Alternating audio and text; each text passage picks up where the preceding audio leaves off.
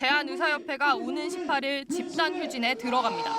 의협은 개원이와 봉직이, 의대 교수까지 전면 휴진에 나서고 같은 날 대규모 집회를 열겠다고 밝혔습니다. 모든 수단과 방법을 총동원한 총력투쟁을 전개해 나갈 것임을 강력하게 밝힌다.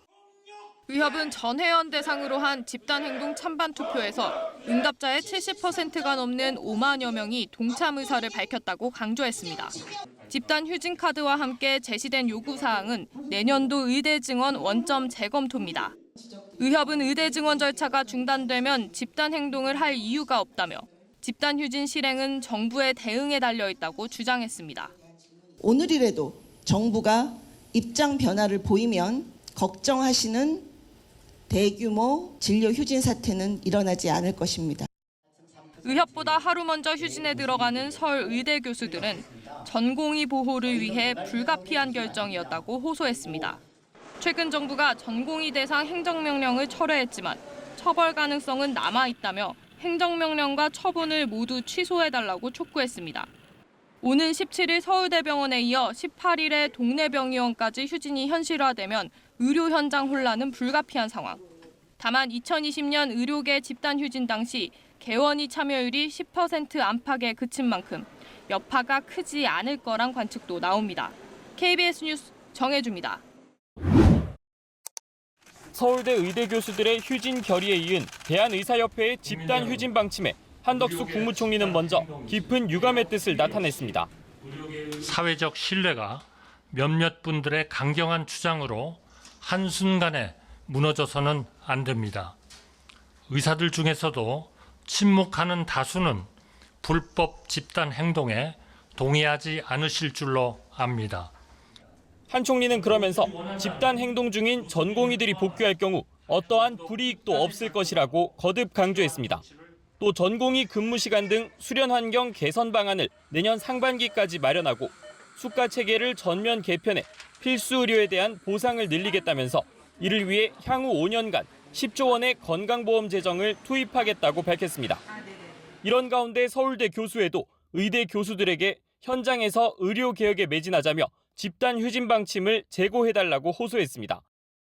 이게 블랙홀 같은 역할을 해갖고 어떤 활발한 논의라든지 어떤 건전한 논의 자체가 불가능한 상황이 돼버려요. 이와 함께 교수회는 급격한 의대 증원에 따른 이공계 공동화 등에 대한 정부 대책 마련을 촉구했습니다. KBS 뉴스 정세배입니다.